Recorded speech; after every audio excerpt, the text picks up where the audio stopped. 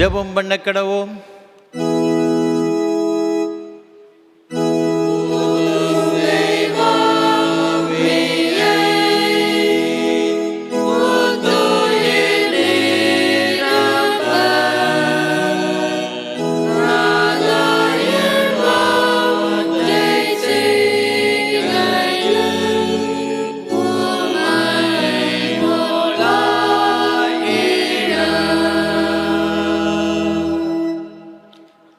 உன்னதத்திலிருந்து நம்மேல் ஆவி ஊற்றப்படும் மட்டும் அப்படியே இருக்கும். அப்பொழுது வனாந்தரம் செழிப்பான வயல்வெளியாகும். செழிப்பான வயல்வெளி காடாக எண்ணப்படும். நான் மாம்சமான யாவர் மேலும் என் ஆவியை ஊற்றுவேன். அப்பொழுது உங்கள் குமாரரும் உங்கள் குமாரத்திகளும் தீர்க்க தரிசனம் சொல்லுவார்கள். உங்கள் மூப்பர் சொப்பனங்களையும் உங்கள் வாலிபர் தரிசனங்களையும் காண்பார்கள். மகா பரிசுத்தமும் அன்பும் கிருபைகளும் நிறைந்த பரலோக பிதாவே, 2000 வருடத்திற்கு முன்பாக இதே போல் ஒரு நாளிலே உம்முடைய சீஷர்களும் மற்ற ஸ்திரீகளும் சேர்ந்து மேலறையிலே காத்திருந்த பொழுது அக்கினிமயமான நாவுகள் அவர்களுக்கு காணப்பட்டு அவர்கள் ஒவ்வொரு மேலும் பரிசுத்த ஆவியானவர் இறங்கினார் என்று நாங்கள் வேதத்திலே வாசிக்கிறோமே. அந்த நாளை இந்த நாளிலும் நாங்கள் நினைவு கூர்ந்து உம்முடைய திருச்சமூகத்தில் வந்து உம்மை ஆராதிக்கவும், நீர் எங்களுக்கு அருளுகின்ற அந்த பரிசுத்த ஆவியினால் நிரப்பப்படவும் நீ தந்திருக்கிற இந்த ஆராதனை வேலைக்காக உமக்கு ஸ்தோத்திரம். ஆண்டவரின் மத்தியில் எழுந்தருளி உம்முடைய பிரசன்னத்தினால் நிறைத்து இந்த ஆராதனைகள் ஒவ்வொருவருக்கு ஆசீர்வாதமாக்கி தர வேண்டும் என்று மீட்பர் இயேசு கிறிஸ்துவின் பரிசுத்த நாமத்தில் ஜெபிக்கிறோம் தூய பிதாவே, ஆமென். ஆராதனைக்கு ஆரம்பமாக ஆண்டுடைய பரிசுத்த நாமத்துக்கு மகிமை உண்டாக கீதம் 319 பாமாலை 278 பாடுவோம். வாரும் தேவ ஆவி வாரும் எங்கள் ஆத்துமத்திலே. கீதம் 319 பாமாலை 278 பாடுவோம்.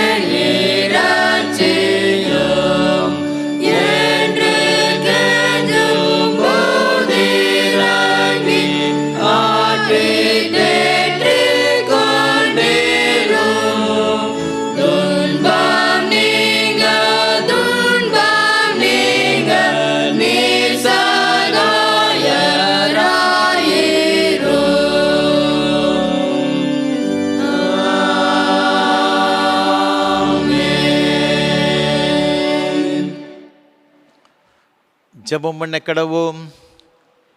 பரமண்டலங்கள் இருக்கிற எங்கள் பிதாவே, உம்முடைய நாமம் பரிசுத்தப்படுவதாக, உம்முடைய ராஜ்யம் வருவதாக, உம்முடைய சித்தம் பரமண்டலத்தில் செய்யப்படுவது போல பூமியில் செய்யப்படுவதாக. அன்று நல்ல பதிகள் ஆறும் எங்களுக்கு விரோதமாய் குற்ற செயல்களை நான் மன்னிக்கிறது போல எங்கள் குற்றங்களை மன்னியும், உடைய சூழ்நிலை பிரவேசிக்கும் மத்தியும் ரட்சித்துக் கொள்ளும். ஆமேன். எல்லா இருதயங்களையும், எல்லா விருப்பங்களையும், எல்லா ரகசியம் அறிந்திருக்கிற சர்வ வல்லமையுள்ள தேவனே, நாங்கள் தேவரிடத்தில் பரிபூரணமாய் அன்பு கூறவும், உமது பரிசுத்த நாமத்தை உத்தமமாய் மகிமைப்படுத்தவும், உமது பரிசுத்த ஆவியின் ஏவுதலால் எங்கள் இருதயத்தின் சிந்தனைகளை சுத்தம் பண்ணியருளோ.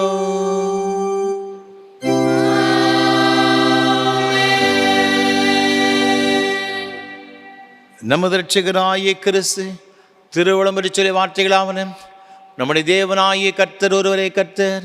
உன் தேவனாகிய கர்த்தரிடத்தில் உன் முழு இதயத்தோடும், முழு ஆத்துமாவோடும், உன் முழு மனதோடும், உன் முழு பலத்தோடு அன்பு கூறுவாயாக என்பதே பிரதான கற்பனை. இதற்கு ஒப்பாயிருக்கிற இரண்டாம் கற்பனை என்னவென்றால், உன்னிடத்தில் நீ அன்பு கூறுவது போல் பிறனிடத்தில் அன்பு என்பதே. இவைகளும் பெரிய கற்பனை வேறொன்றுமில்லை என்றார்.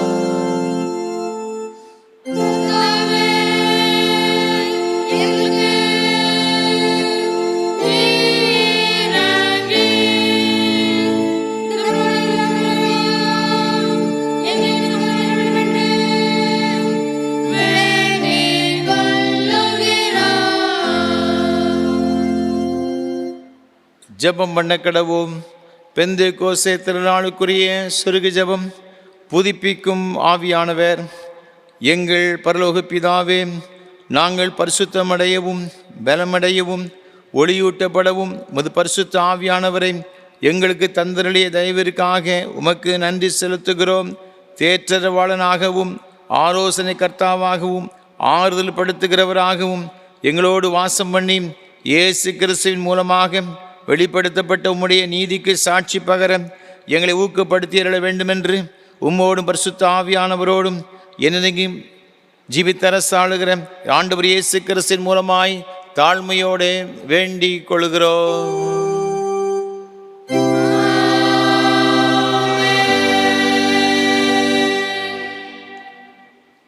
உட்காருங்கள். வேத பாடம் வாசிக்க கேட்போம்.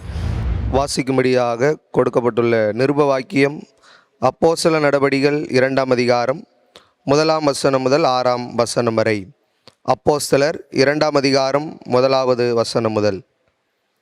பெந்தேகோஸ்தே என்னும் நாள் வந்தபோது அவர்கள் எல்லாரும் ஒருமனப்பட்டு ஓரிடத்தில் வந்திருந்தார்கள்.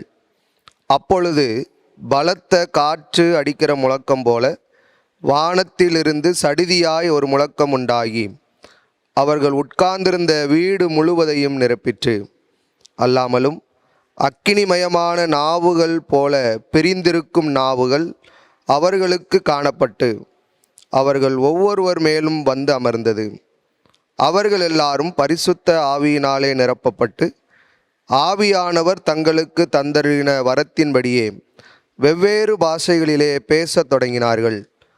வானத்தின் கீழ் இருக்கிற சகல தேசத்தாரிலும் இருந்து வந்த தேவ பக்தியுள்ள யூதர்கள் அப்பொழுது எருசலேமிலே வாசம் பண்ணினார்கள்.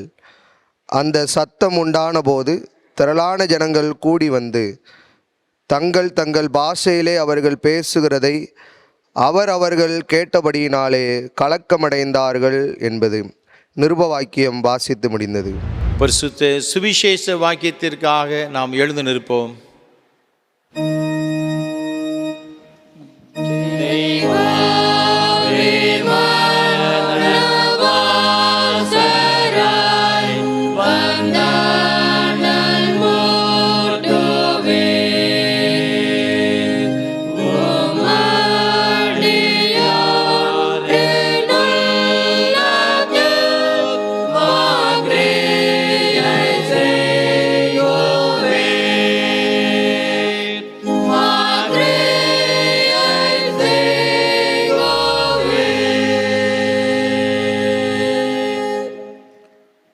பரிசுத்த சுவிசேஷ வாக்கியம் பரிசுத்த யோவான் எழுதின நற்செய்தி நூல் 16ஆம் அதிகாரம் 1ஆம் வசனம் முதல் 11ஆம் வசனம் வரை அடங்கியிருக்கிற தேவனுடைய வார்த்தையை கேளுங்கள்.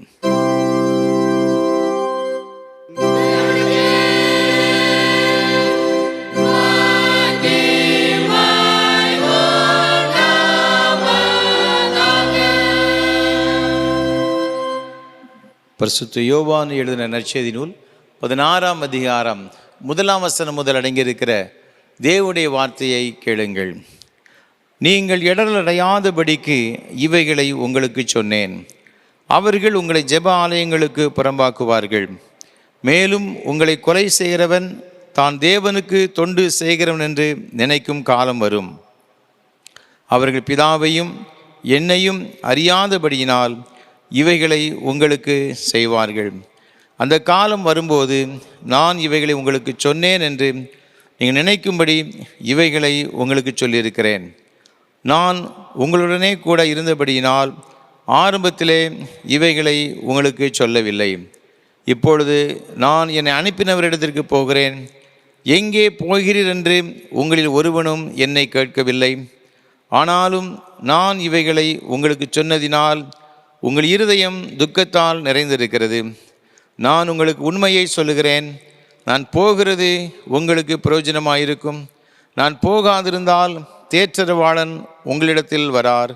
நான் போவேனே ஆகில் அவரை உங்களிடத்திற்கு அனுப்புவேன். அவர் வந்து பாவத்தை குறித்தும் நீதியை குறித்தும் நியாய தீர்ப்பை குறித்தும் உலகத்தை கண்டித்து உணர்த்துவார். அவர்கள் என்னை விசுவாசியாதபடியினாலே பாவத்தை குறித்தும் நீங்கள் இனி என்னை காணாதபடிக்கு நான் என் பிதாவினிடத்திற்கு போகிறபடியினாலே நீதியை குறித்தும் இந்த உலகத்தின் அதிபதி நியாயந்தீர்க்கப்பட்டதினாலே நியாய தீர்ப்பை குறித்தும் கண்டித்து உணர்த்துவார் என்பது.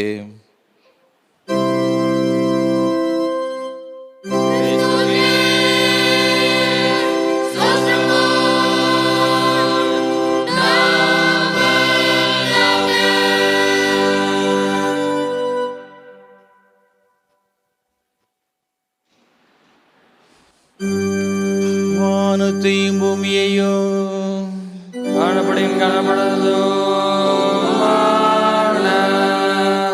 எல்லாவற்றையும் படைத்தவராயிருக்கிற சர்வபிதாவாகிய ஒரே தேவனை விசுவாசிக்கிறேன். ஒரே கர்த்தருமாய் ஒரே பிரதமருமாய் இருக்கிற இயேசு கிறிஸ்துவையும்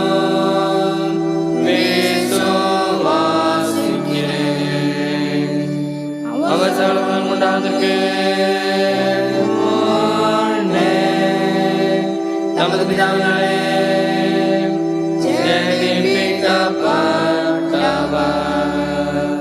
தேவனுடைய தேவமானவர், ஜோதி ஜோதியானவர், மேதேவன் மேதேவன்,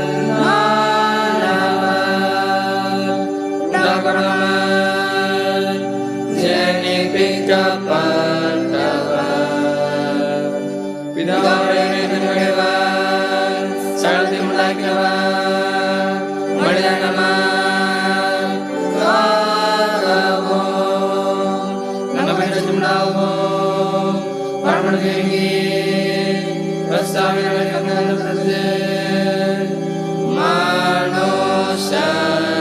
மனுஷனானார். நமக்காக சிலுவையிலே பாடுபட்டு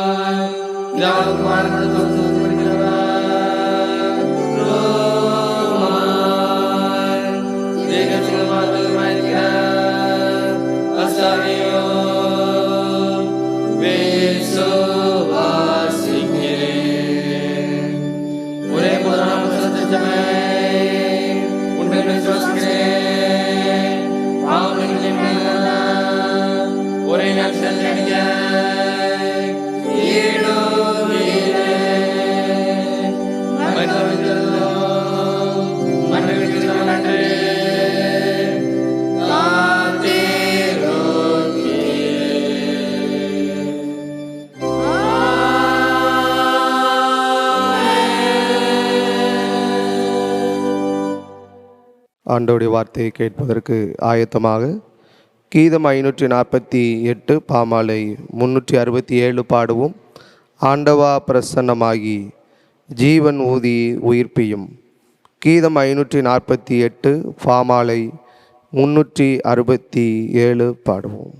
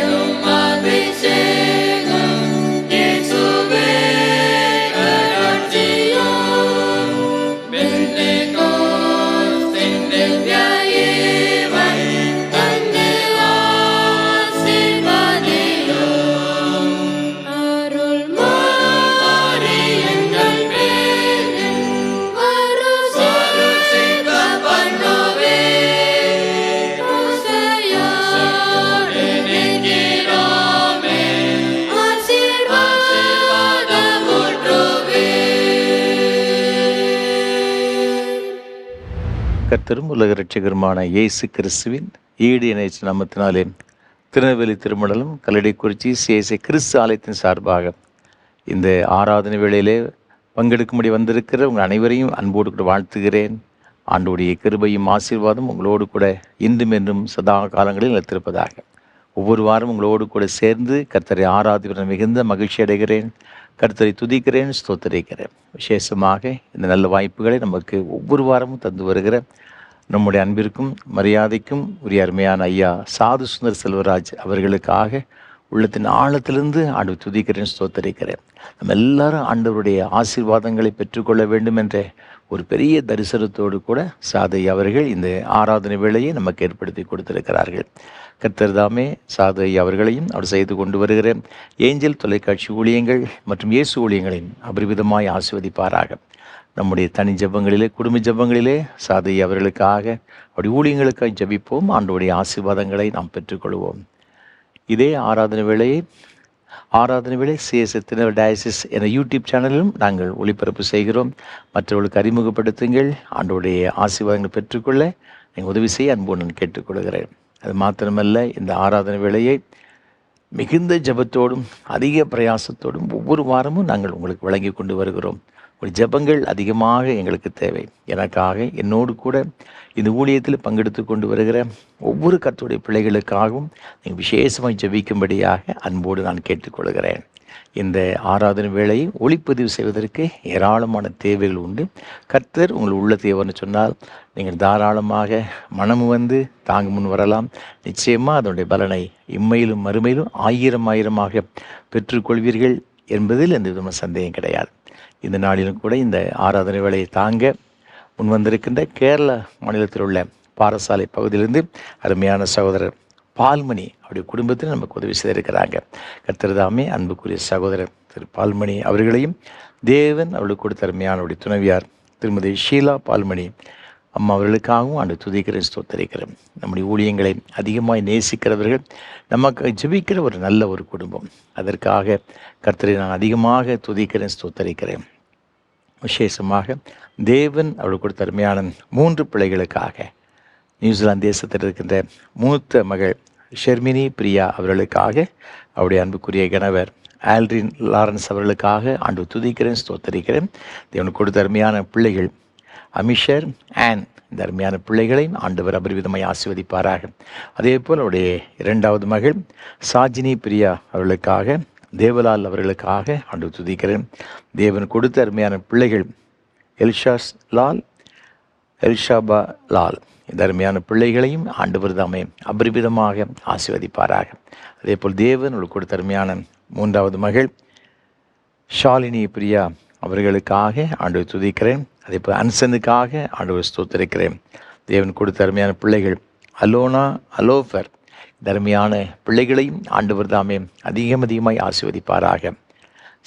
ஏசாயா தீர்க்கதரிசன புஸ்தகம் 58ஆம் அதிகாரம் 8ஆம் வசனத்திலே வேதம் சொல்லுகிறபடியே, விடியற்கால வெளுப்பை போல உன் வெளிச்சம் எழும்பி உன் சுகவாழ்வு சீக்கிரத்தில் துளிர்த்து உன் நீதி உனக்கு முன்னாலே செல்லும், கர்த்தருடைய மகிமை உன்னை பின்னாலே காக்கும் என்று ஆண்டவர் கொடுத்து வாக்கின்படியே ஆண்டவருடைய மகிமை உங்களுடைய இந்த பிள்ளைகளை அதிகமாக சூழ்ந்து கொண்டு ஆசீர்வதிப்பதாக. ஆண்டவருடைய சுகமளிக்கிற வல்லமை, ஆண்டவருடைய ஆசீர்வாதம், கிருபை, சமாதானம் இந்த குடும்பத்தோடு கூட எந்தெந்த நிலத்திற்க ஆண்டவர் தாமே அனுகிரகம் செய்வாராக. அது மாத்திரமல்ல, இந்த ஆராதனை வேலைக்காக பல வகையில் உதவி செய்கிற, ஜெபத்தில் எங்களை அதிகமாக தாங்குகின்ற உங்கள் எல்லாருக்காகவும் ஆண்டு துதிக்கிறேன். கர்த்தர் உங்கள் அனைவரையும் ஆசீர்வதிப்பாராக. தேவ கிருபை நம்ம அனைவரோடு கூட இருந்து வழிநடத்துவதாக. ஆமேன். தொடர்ந்து கர்த்தர் நம்மோடு கூட பேசும்படியாக நாம் 1 நிமிடம் தலைவணங்கி ஜெபம் செய்வோம். நேசிக்கிற நல்ல தகப்பனே, உம்முடைய திருவார்த்தைகளை கேட்க வந்திருக்கிறோம். எங்கள் ஒவ்வொருவரோடு கூட பேசும், என்னோடு கூட பேசும். இன்றைக்கு நாங்கள் கற்றுக்கொள்ளுகிற உம்முடைய வேத வசனங்கள் எங்கள் ஒவ்வொருடைய வாழ்க்கையிலும் அது மிகுந்த ஆசீர்வாதம் கொண்டு வரத்தக்கதாக அமைய உம்முடைய உன்னதமான ஆண்டவரே ஆவியானவருடைய கிருபைகளை பெற்று நாங்கள் உமக்கு சாட்சிகளாய் வாழவும் எங்களுக்கு உதவி செய்யும்படி ஜெபிக்கிறோம். எங்களோடு கூட பேசும், எங்களை ஆசீர்வதியும். இயேசு கிறிஸ்துவின் மூலமாக ஜெபிக்கிறோம் பிதாவே, ஆமேன். கிறிஸ்துவுக்குள் மிகவும் பிரியமானவர்களே, ஆண்டவர் இயேசு கிறிஸ்துவின் நாமத்தினாலே மீண்டும் உங்கள் எல்லாரையும் அன்போடு கூட வாழ்த்துகிறேன். இந்த நாள் ஒரு விசேஷமான நாள். அது என்னவென்றால், இன்றைக்கு பெந்தேகோஸ்தே திருநாள் என்று இந்த ஞாயிற்றுக்கிழமையை நாம் அழைக்கின்றோம். பெந்தேகோஸ்தே இதை பண்டிகை என்றும் அநேக இடங்களிலே கொண்டாடுவார்கள். நாம் வேதத்தில் வாசித்து பார்க்கும் பொழுது அப்போஸ்தலர்கள் புஸ்தகம் 2ஆம் அதிகாரம் இங்கு 1ஆம் வசனத்தில் வேதம் இவ்வாறாக சொல்லுகிறது. பெந்தேகோஸ்தே என்னும் நாள் வந்தபோது அவர்கள் எல்லாரும் ஒருமனப்பட்டு ஓரிடத்தில் வந்திருந்தார்கள். இந்த பெந்தேகோஸ்தே என்று சொல்லப்பட்ட இந்த வார்த்தை புதிய ஏற்பாட்டிலே நாம் இங்கு எழுதப்பட்டிருக்கிறதை நாம் பார்க்கலாம். இந்த பெந்தேகோஸ்தே என்று சொன்னால் அது கிரீக் அந்த வார்த்தையிலே அதற்கு 50th 50 என்று அதற்கு பொருள்.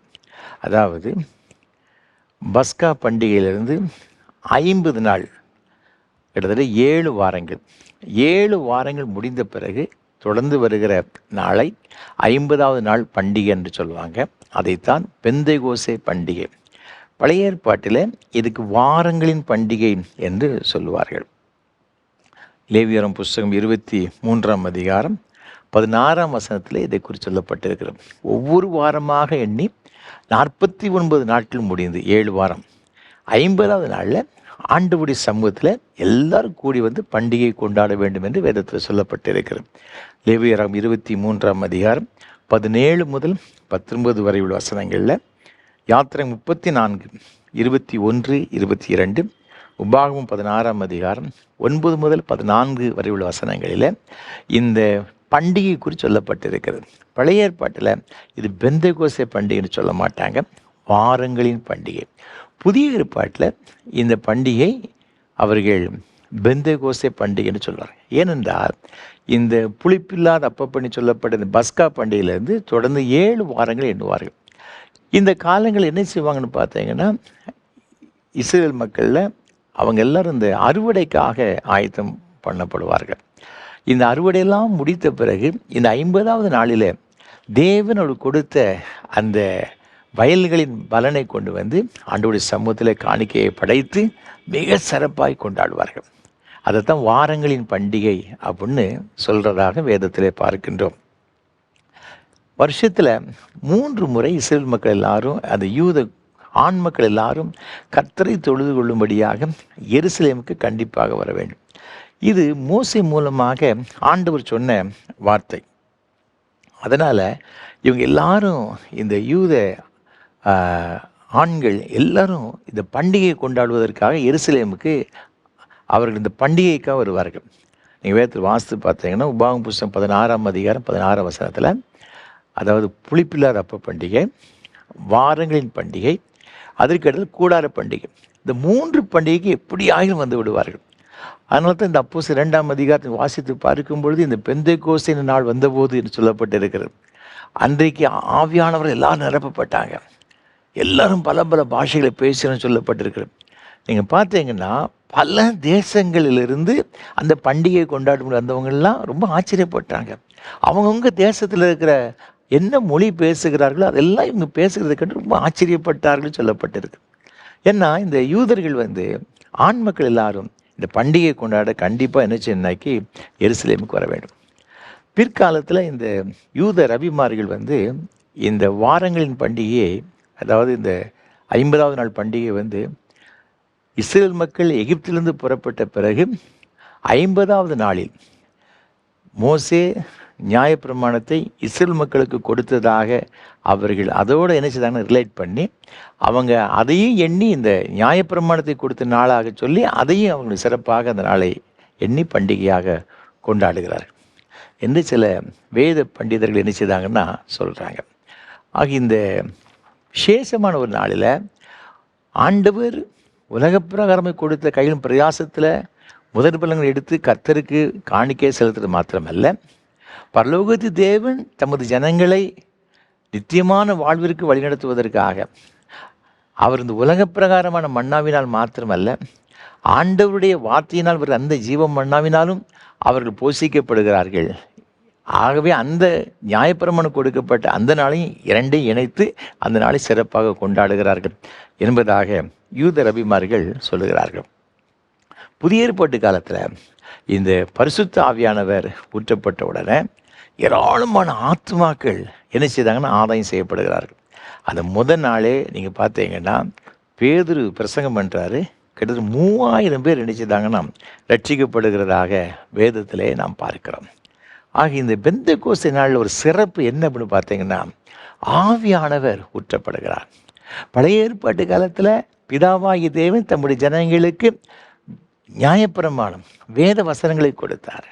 இந்த புதிய ஏற்பாட்டு காலத்தில் இந்த பெந்தெக்கோஸ்தே நாள் இன்றைக்கு என்ன நடந்ததுன்னு பார்த்தீங்கன்னா பரிசுத்த ஆவியானவரே வல்லமையாக ஊற்றப்பட்டதாக நாம் பார்க்கிறோம். இந்த பெந்தெக்கோஸ்தே என்பது ஒரு குறிப்பிட்ட ஒரு டினாமினேஷன் அல்ல. இதை நாம் பார்க்கும்போது வேதத்தில் உள்ள சொல்லப்பட்ட ஒரு பண்டிகை என்று நாம் பார்த்தோம். அப்போ இந்த பெந்தெக்கோஸ்தே நாளில் ஊற்றப்பட்ட இந்த ஆவியானவரால் என்ன ஒரு பெரிய ஒரு ஆசீர்வாதம் நமக்கு உண்டு. இன்றைக்கு இந்த ஆவியானவரை பற்றி நாம் ஏன் அதிகமாக இன்றைக்கு எல்லா சபைகளும் பேசி கொண்டிருக்கிறார்கள், இந்த ஆவியானவர் மூலமாக நாம் பெற்றுக்கொள்கிற நன்மைகள் என்ன என்பதை குறித்தும், இந்த ஆவியானவரை நாம் எப்படி நாம் பெற்றுக்கொள்ள முடியும் என்பதை குறித்து உங்களோடு கூட ஒரு சில காரியங்களை இன்றைக்கு நான் சுருக்கமாக பகிர்ந்து கொள்ள விரும்புகிறேன். நீங்கள் வேதத்தில் வாசித்து பார்த்தீங்கன்னா முதல்ல இந்த ஆவியானவர் நமக்கு அவசியமா? நிறைய பேர் சொல்லுவாங்க, நான் இந்த ஆவியானவர் நம்ம ரட்சிக்கப்பட்டிருக்கிறோம், வேத வசனம் இருக்கிறது, கர்த்தர் நம்ம கூட தானே இருக்கிறாரு என்று சொல்லி இந்த ஆவியானவரை குறித்து அதிகமாக விளங்கி கொள்ளாத மக்கள் எல்லாம் என்ன செய்தாங்கன்னா இருக்கிறாங்க. ஆனால் ஒவ்வொருவருக்கும் இந்த ஆவியானவர் அவசியம் தேவை. இந்த ஆவியானவர் எல்லாருக்கும் தேவை என்பதை குறித்து ஆண்டவராக இருக்கிற இயேசு கிறிஸ்து தம்முடைய சீஷர்களுக்கு சொன்னார். அவர் இந்த உலகத்தில் அவர் வந்தார், நமக்காக ஜீவனை கொடுத்தார், மரித்தார், உயிரோடு கூட எழுந்தார். எழுந்திருந்த பிறகு 40 நாள் தம் உயிரோடு கூட இருக்கிறேன் என்று சொல்லி எல்லாருக்கும் நிரூபித்தார் என்று சொல்லப்பட்டிருக்கிறது. அவர் பரத்துக்கு ஏறி செல்ல முன்பாக தம்முடைய சீஷரை பார்த்து சொன்னார், அப்போஸ்தலர் 1:5, நீங்கள் எருசலேமை விட்டு எங்கும் போகாமல் பிதாவின் வாக்குத்தத்தை நிறைவேற நீங்கள் காத்திருங்க அப்படின்னு சொன்னார். அப்போ பிதாவின் வாக்குத்தத்தை நிறைவேற எருசலேமில் காத்திருங்கன்னு சொன்னார். ஏன் அப்படின்னு பார்த்தீங்கன்னா 8ஆம் வசனம் சொல்லுகிறது, பரிசுத்த ஆவியானவர் உங்களிடத்தில் வரும்பொழுது நீங்கள் பலன் அடைவீர்கள். அதுக்கப்புறம் எருசலேம், யூதேயா, சமாரியா, பூமியின் கடைசி பரியனும் எனக்கு என்ன செய்வீங்க? சாட்சிகளாக இருப்பீங்க. அப்போ இந்த ஆவியானவர் எதற்கு தேவை அப்படின்னு பார்த்தீங்கன்னா, நீங்களும் நானும் பலன் அடையும்படியாக. ஏன் பலன் வேணும்? இந்த சீசர்களுக்கு ஏன் பலன் வேண்டும் என்று சொன்னால், ஆண்டவர் இந்த சீசரை பார்த்து சொன்னார், நீங்கள் உலகமெங்கும் போய் சர்வ சிருஷ்டிக்கும் சுவிசேஷத்தை பிரசங்கம் பண்ணுங்க. அவர்களை சீசராக்கி அவர்களுக்கு பிதா குமாரன் பரிசுத்தாவின் நாமத்தினால் ஞானஸ்நானம் கொடுங்க. அப்போ இந்த சுவிசேஷம் இயேசு கிறிஸ்துவை பற்றியதான இந்த நல்ல செய்தி உலகம் எங்கும் போய் கொண்டு செல்வதற்கு பயன்படுத்தப்படுகிறவர்கள் யார் அப்படின்னு பார்த்தீங்கன்னா, முதல்ல இந்த சீஷர்கள், இந்த அப்போஸ்தலர்கள்.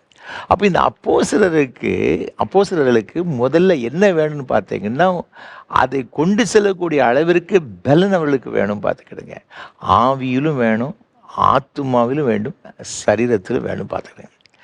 நீங்கள் இதற்கு முன்பாக நீங்கள் பார்க்கும் பொழுது மத்தேயு 26ஆம் அதிகாரம் 34, 35 ஆகிய வசனங்களில் ஆண்டவர் பேதுரு பார்த்து சொல்கிறாரு, எப்போ சேவல் கூவுறதுக்கு முன்னால் நீ நினச்சி 3 தடவை மறுதளிப்ப அப்படின்னு சொன்னார். இவன் சொன்னான், அது எப்படியா மறுதளிக்கவே மாட்டேன், நான் செத்தாலும் மறுதளிக்க மாட்டேன், அது என்ன ஆனாலும் மறுதல உண்மை பின்பற்றி வருவேன் அப்படின்னு சொன்னான்.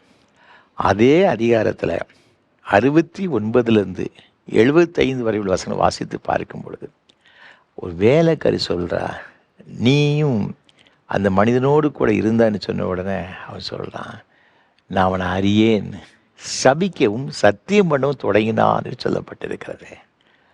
சேவல் 2 தடவை கூறுறதுக்கு முன்னால் 3 தடவை மறுதளிக்கின்றான். நீங்கள் தொடர்ந்து மார்க்கு 14ஆம் அதிகாரம் 50 வசனத்தை வாசித்து பார்க்கும் பொழுது, கெத்செமனே தோட்டத்தில் இயேசு கிறிஸ்து பிடிக்க வரும்பொழுது எல்லாரும் அவரை விட்டு ஓடி போனார்கள் என்று சொல்லப்பட்டிருக்கிறது. எல்லாரும் ஓடிட்டாங்க. ஒருத்தன் வஸ்திரத்தை கூட விட்டுட்டு ஓடிட்டான். பார்த்துக்கிட்டங்க. அப்போ இவங்களை நம்பி எப்படி இவ்வளோ பெரிய பொறுப்பை கொடுக்கறது? தேவன் கொடுக்குற பொறுப்பு சாதாரணமானது கிடையாது. உலகமெங்கும் போய் சர்வ சிருஷ்டிக்கும் சுவிசேஷத்தை அறிவிப்பதற்கு முதல்ல தெரிந்து கொண்ட நபர்கள் வேற யாரும் கிடையாது, 12 அப்போஸ்தலர்கள் தான். இல்லை சாதாரணமான மக்கள். சில பேர் நல்ல கல்வி அறிவு பெற்றவர்கள், சில பேர் பாமரர்கள். மீன் பிடிச்சிக்கிட்டு அவங்களுக்கு பிடிச்சி போய் ஆண்டவர் என்ன செய்தாருன்னா போய் பிரசங்கம் பண்ணு உலகமெங்கும் போய் சொல்கிறார். அப்போ இவனுக்கு தேவை என்னன்னு பார்த்தீங்கன்னா, முதல்ல ஒரு ஆத்துமான ஒரு பலன். தான் கண்டது, தான் கேட்டது, தான் ருசித்தது, தான் 3 ஆண்டு காலங்கள் பழகின எல்லாவற்றையும் குறித்து ஒரு பெரிய ஒரு சாட்சியாக இவன் என்ன செய்ய எழும்பின்னு இருக்கணும். அதற்கு எத்தனையோ எதிர்ப்புகள் வரும், எத்தனையோ விதமான பிரச்சனைகள் வரும். அனைத்தையும் இவர்கள் தாண்டி என்ன செய்ய கர்த்தர்கள் வைராக்கியமாக நிற்கணும்னா சும்மாலாம் போய் நிற்க முடியாதுங்க. அதற்கு ஒரு தேவ பலன் அவசியம்.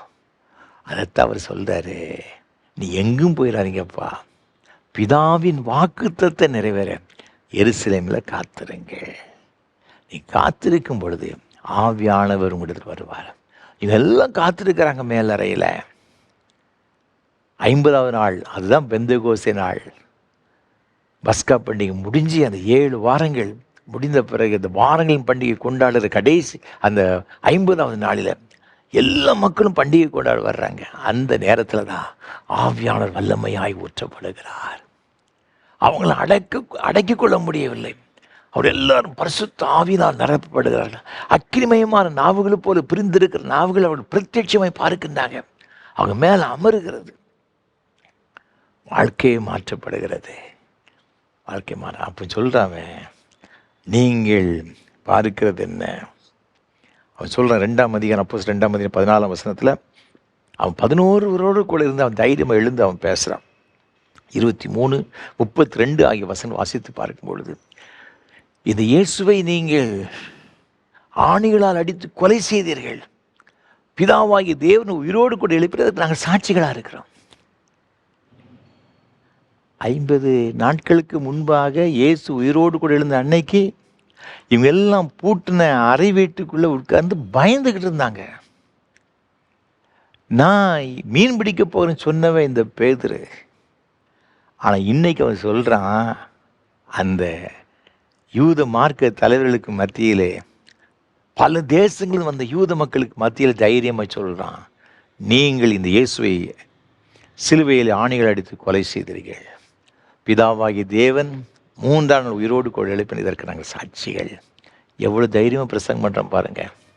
அந்த பிரசங்கத்தை கேட்டு 3000 பேர் ரட்சிக்கப்பட்டிருக்கிறாங்க. அதனால தான் அவர் சொல்கிறாரு, என் ஆவியானவர் உனக்கு தேவை, நீ பலனடையும்படியாக.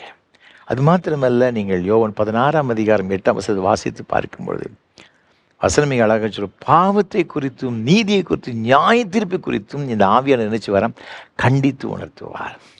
இந்த ஆவியான எதற்கு நமக்கு தேவை அப்படின்னு பார்த்தீங்கன்னா, பாவம் எது அதை குறித்து கண்டித்து உணர்த்துவதற்கு. இந்த உலகம் பாவத்தில் மூழ்கி கிடக்கிறதுங்க. அப்போ இந்த பாவம் என்னது? 1 யோவான் 5ஆம் அதிகாரம் 17ஆம் வசனம் சொல்லுகிறது, அநீதி எல்லாம் பாவம்தான். இந்த உலகத்தில் நீதியே இல்லை அப்படின்னு சொல்லுவாங்க, நியாயம் கிடையாது, அநீதியான எல்லா காரியம் பாவம். சாமுவேல் தீர்க்கதரிசி சொல்லுகிற 1 சாமுவேல் புஸ்தகம் 12ஆம் அதிகாரம் 23ஆம் வசனத்தில், உங்களுக்காக நான் விண்ணப்பம் பண்ணாதிருந்தால் கர்த்தருக்கு விரோதமாக பாவம் செய்கிறவனாக இருப்பேன் அப்படி சொல்கிறாரு. அநீதியான காரியங்கள் மாத்திரம் இல்லைங்க, நம்ம ஜெபிக்காமல் இருந்தாலே பெரிய பாவமா. இன்றைக்கு நம்முடைய வாழ்விலே எத்தனை பேர் நாம் ஜெபம் பண்ணுறோம்? நமக்காக மாத்திரம். இந்த சாமுவேல் சொல்கிறாரு, என்ன சொல்கிறாருன்னா, உங்களுக்காக ஜெபிக்காதிருந்தேன் ஆகில். அப்போ நம்முடைய ஜெபம் நமக்காக மாத்திரம் இல்லை, பிறருக்காக, மற்றவர்களுக்காக நாம் ஜெபம் பண்ணணும். தானியேல் தீர்க்கதரிசன புஸ்தகம் 9ஆம் அதிகாரம் 3, 5, 16, 19 ஆகிய வசனங்கள் வாசித்து பார்க்கும் பொழுது, தானியேல் தீர்க்கதரிசி ரெட்டிலும் உபவாசத்திலும் இருந்து ஆண்டவரை நோக்கி ஜெபம் பண்ணுறான். ஆண்டவரே, நாங்கள் பாவம் பண்ணிட்டோம், என் ஜனங்கள் பாவம் செய்து விட்டார்கள், ஆகவே தான் நாங்கள் நிந்தனையும் அவமானத்தையும் நாங்கள் அடைந்திருக்கிறோம், இந்த பாபிலோன் தேசத்தை அடிமையாக நாங்கள் இருக்கிறோம். ஐயா, எல்லாருடைய பாவங்களை மன்னியும். தன்னுடைய ஜனத்துடைய பாவங்களுக்காக அவன் மன்றாடுகிறான்.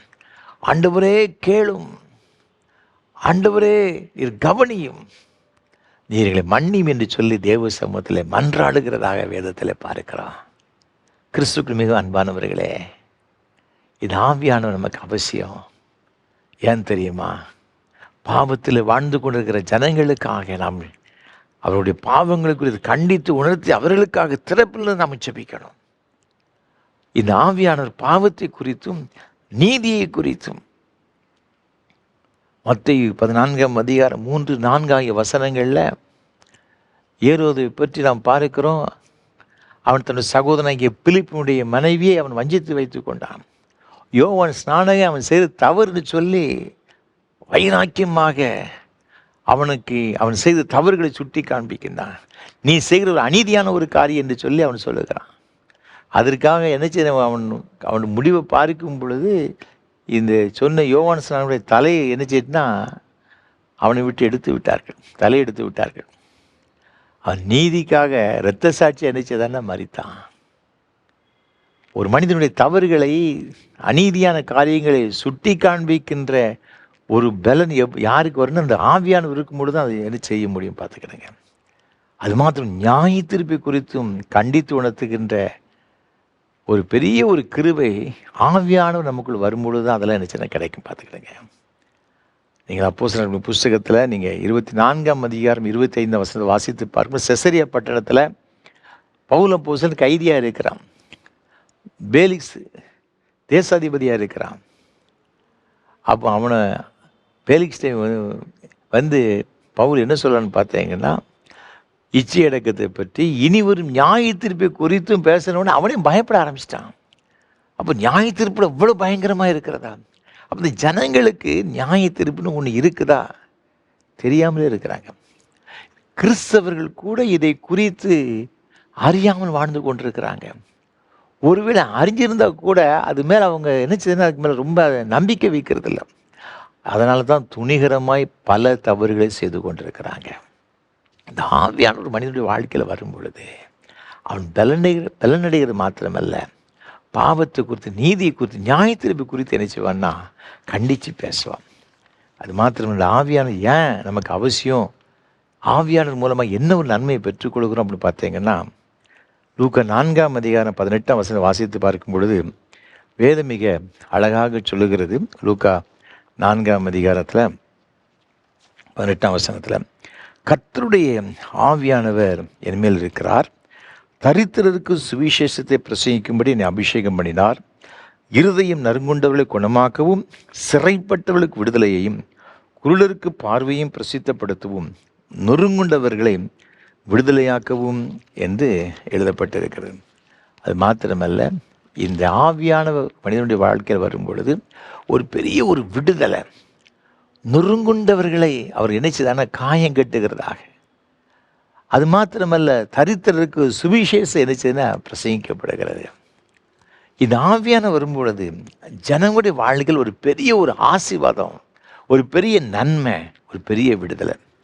அப்போஸ்தலர் 10ஆம் அதிகாரம் 38ஆம் வசனத்தை வாசித்து பார்க்கும் பொழுது, நசரனாகிய இயேசுவை தேவன் பரிசுத்த ஆவியினாலும் வல்லமையினால் அபிஷேகம் பண்ணினார், தேவன் அவருடனே கூட இருந்தபடியினாலே அவர் நன்மை செய்கிறவராயும் பிசாசின் வல்லமையில் அகப்பட்ட யாவரையும் குணமாக்குகிறவராயும் சுற்றி தெரிந்தார்.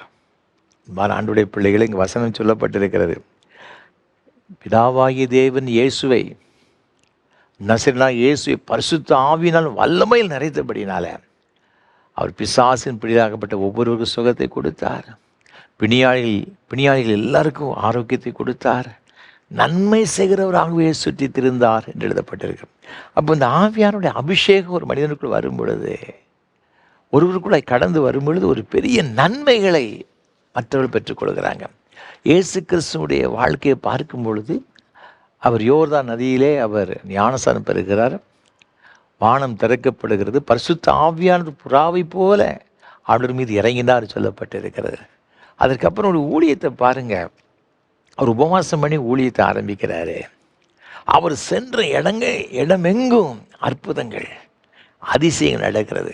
அவருடைய வாயிலிருந்து வருகிற வார்த்தைகள் வல்லமையாக புறப்பட்டு வருது. ஜனங்கள் அதை கேட்டு ஆச்சரியப்படுகிறார்கள். கிருபை நிறைந்த வார்த்தையை கேட்டு ஜனங்கள் ரொம்ப சந்தோஷம் அடைகிறாங்க. எங்கெங்கெல்லாம் போகிறாங்க அங்கெங்கெல்லாம் அற்புதம் நடக்கிறது. அவருடைய வஸ்திரத்தை தொடும்படியாக அநேகர் நினைச்சு நான் எடுத்து வந்தார்கள் சொல்லப்பட்டு இருக்கிறது. ஆண்டவருடைய இந்த 3.5 ஆண்டு காலம் ஊழியங்களில் அவர் செய்த அற்புதங்கள் ஏராளம். யோவான் அப்போஸ்தலன் சொல்லுகிற அந்த வானமே கொள்ளாது என்று சொல்லப்பட்டிருக்கிறது. அவரை பற்றி எழுதின அந்த புஸ்தகங்களை காணாத பார்த்துக்கிடுங்க, அத்தனை அற்புதங்களை அவர் செய்ததாக சொல்லப்பட்டிருக்கிறார். இன்றைக்கும் இந்த இயேசு கிறிஸ்து நம்முடைய வாழ்க்கையில் அற்புதங்களை செய்ய வல்லவராக இருக்கிறார். கென்னத் ஹேகின்னு சொல்லப்பட்ட ஒரு பெரிய ஒரு தேவ மனுஷன், அவருடைய வாழ்க்கை வரலாற்றை வாசித்து ஆச்சரியம் அடைந்தேன். 15வது வயதில் அவர் இந்த பக்கவாத நோயினால் பாதிக்கப்பட்டு நடக்க முடியாத ஒரு சூழ்நிலை, இருதய வியாதி. அதற்கப்புறமாக இந்த 2 நாள் ரொம்ப கஷ்டப்பட்டார், ரொம்ப வேதனைப்பட்டார். ஒரு நாள் ஆண்டவருடைய அன்பை அவர் அறிந்து கொண்டு தன்னுடைய வாழ்க்கையை கர்த்தருக்கு ஒப்பு கொடுத்தார். தேவ சமூகத்தில் போராடினார். ஆண்டவரே, நீர் இந்த உலகத்தில் இருந்த பொழுது பரிசுத்த ஆவியில் நிரப்பப்பட்டவராக, பிசாசின் பிடியில் ஆகப்பட்ட ஒவ்வொருவருக்கும் சுகம் கொடு விடுதலையாக்குகிறவராக, வியாதினால் பாதிக்கப்பட்ட ஒவ்வொருவருக்கும் நீர் சுகத்தை கொடுக்கிறவராக, நன்மை செய்கிறவராக சுற்றி திரிந்து வசனம் சொல்லுகிறதே, எனக்கும் நன்மை செய்யும் ஆண்டவரே, எனக்கும் ஒரு அற்புதத்தை செய்யும். என்ன ஆச்சரியம்! ஆண்டவருடைய படுக்கையை மாற்றி போட்டார். அவருக்கு இப்படி ஒரு பக்கவாத வியாதி இருந்ததுக்கு இந்த அடையாளமே இல்லாதபடிக்கு ஒரு பூர்ணமான சுகத்தை கொடுத்தார். லட்சக்கணக்கான மக்களுக்கு ஆசீர்வாதமாக தேவன் எடுத்து பயன்படுத்தினார்.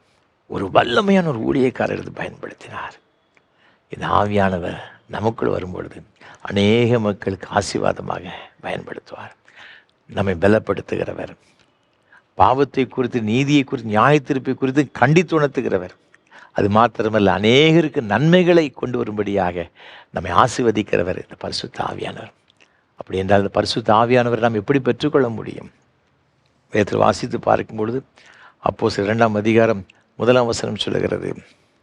இங்கு வேதம் இதிலே நாம் பார்க்கும் பொழுது, பெந்தேகோஸ்தே என்னும் ஒரு நாள் வந்த பொழுது அவர் எல்லாரும் ஒருமனப்பட்டு ஓரிடத்தில் வந்தார்கள் என்று சொல்லப்பட்டிருக்கிறது. அந்த பெந்தேகோஸ்தே நாளில் அவர் எல்லாரும் ஒருமனப்பட்டு ஒரு இடத்துல வந்தாங்க. அன்றைக்கு தான் இந்த ஆவியானவர் நினைச்சார்னா ஊற்றப்பட்டார். அப்போ நமக்கு என்ன தேவை அப்படின்னு பார்த்தீங்கன்னா, இந்த பரிசுத்த ஆவியானவர் பெற்றுக்கொள்வதற்கு ஒரு மனதோடு கூட தேவ சமூகத்தில் நம்ம என்ன செய்யணும் வரணும் பார்த்துக்கிடுங்க. அதைத்தான் தேவன் நம்மளது அதிகமாக எதிர்பார்க்கிறார். அப்போஸ்தலர் 4ஆம் அதிகாரம் 24 வசன வேதத்தில் பார்க்கும் பொழுது வேதம் மிக அழகாக சொல்லுகிறது. அப்போஸ்தலர் 4:24, அவர்கள் அதை கேட்டு ஒருமனப்பட்டு தேவனை நோக்கி சத்தமிட்டு, கர்த்தாவே, நீர் வானத்தையும் பூமியையும் சமுத்திரத்தையும் அவைகளுள்ள யாவற்றையும் உண்டாக்கின தேவனாய் இருக்கிறேன். இங்கே நாம் பார்க்கிறோம், எல்லாரும் ஒருமனப்பட்டு ஆண்டவருடைய சமுத்திரம் கூடி ஜெபிக்கிறாங்க. நீங்கள் தொடர்ந்து நீங்கள் வாசி பார்க்கும் பொழுது 31ஆம் வசனத்தில் அவர் ஜெபம் பண்ணின பொழுது அவர்கள் கூடியிருந்த இடம் அசைந்தது. தேவன் அற்புதமான காரியங்களை செய்தார். ஒரு மனம் ரொம்ப ரொம்ப அவசியம். மத்தேயு 18:19 சொல்லுகிறது, அல்லாமலும் உங்கள் 2 பேர் தாங்கள் வேண்டிக் கொள்ளப் போகிற எந்த காரியத்தை குறித்தாகிலும் பூமியிலே ஒருமனப்பட்டிருந்தால் பரலோகத்தில் இருக்கிற என் பிதாவினால் அது அவர்களுக்கு உண்டாகும் என்று உங்களுக்கு சொல்லுகிறேன். ஆண்டவர் நம்முடைய ஜெபத்தை கேட்டு பரிசுத்த ஆவியானவரை நமக்கு கொடுப்பதற்கு நாம் செய்ய வேண்டிய ஒரு காரியம், தேவ சமூகத்தில் ஒரு மனதோடு கூட என்ன செய்யணும் இருந்து காத்திருக்கும் பொழுது, ஜெபிக்கும் பொழுது தேவன் இந்த ஆவியானவரை நமக்கு தருகிறார். அப்போ ஒரு மனப்பாடு நமக்கு ரொம்ப அவசியம். ஒரு மனதோடு கூட நம்ம ஜெபம் பண்ணுறோம். அது மாத்திரமல்ல, அப்போஸ்தலர் நடுவின் புஸ்தகம் 5ஆம் அதிகாரம் 32ஆம் வசனத்தை வாசித்து பார்க்கும் பொழுது வேதம் இவ்வாறாக சொல்லுகிறது, இந்த சங்கதிகளை குறித்து நாங்கள் அவருக்கு சாட்சிகளாக இருக்கிறோம். தேவன் தமக்கு கீழ்ப்படுகிறவர்களுக்கு தந்திருந்த பரிசுத்த ஆவியும் சாட்சி என்றார்கள். இங்கு வேதத்தில் பார்க்கும் இரண்டாவதாக, ஆண்டவருக்கு கீழ்ப்படுகிறவர்களுக்கு இந்த பரிசுத்த ஆவியானவர் ஆண்டவர் நினைச்சதாராம் தருகிறாராம். ஆண்டவருக்கு நாம் நினைச்சோன்னா கீழ்ப்படியும் பொழுது ஆண்டவர் எப்போது நம்மகிட்ட என்ன எதிர்பார்க்கிறன்னு பார்த்தீங்கன்னா, ஆண்டவருடைய வசனத்துக்கு நாம் அதிகமாய் கீழ்ப்படிய வேண்டும் என்று தேவன் எதிர்பார்க்கிறார். சவுலுடைய வாழ்க்கையில் பழைய ஏற்பாட்டில் அவன் அவ்வளோ ஒரு கீழான ஒரு நிலைமைக்கு போவதற்கு காரணம் என்னன்னு பார்த்தீங்கன்னா கீழ்ப்படியாமல் தான். ஆண்டவர் ரொம்ப துக்கப்படுகிறது, வேதனைப்படுகிறது என்னதுன்னு பார்த்தீங்கன்னா கீழ்ப்படியாமல். ஆண்டவருடைய வார்த்தைக்கு நாம் அப்படியே கீழ்ப்படிய வேண்டும் என்று தேவன் அதிகமாக எதிர்பார்க்கிறார். இந்த கீழ்ப்படியில் ஒரு மனிதனுடைய வாழ்க்கையில் வரும் பொழுது பெரிய ஆசீர்வாதங்களை பெற்றுக்கொள்கிறோம். அப்போஸ்தலர் 10ஆம் அதிகாரத்தில் கொர்நேலியை பற்றி எழுதப்பட்டிருக்கிறது. அவன் தேவனுக்கு பயப்படுகிற ஒரு மனிதன். அது மாத்திரமல்ல, தான தர்மங்களை செய்கின்ற ஒரு மனிதன், உபவாசம் பண்ணி ஜெபம் பண்ணுகிற ஒரு நல்ல ஒரு மனிதன். ஒரு நாள் அவனுக்கு தேவதூதன் பிரத்யட்சமாக தரிசனமாகி யோப்பா பட்டத்தில் இருக்கின்ற பேதுருவை அழைத்து வரும்படியாகவும், பேதுரு மூலமாக சில செய்திகளை ஆண்டவனுக்கு சொல்லுவார், ஆகவே அவனை அழைத்து கொண்டு வா என்று சொல்லி இங்கு கொர்நேலியுக்கு சொல்லுகிறதை பார்க்கிறோம். ஒரு தேவ தரிசனத்தை பார்க்கிறான்.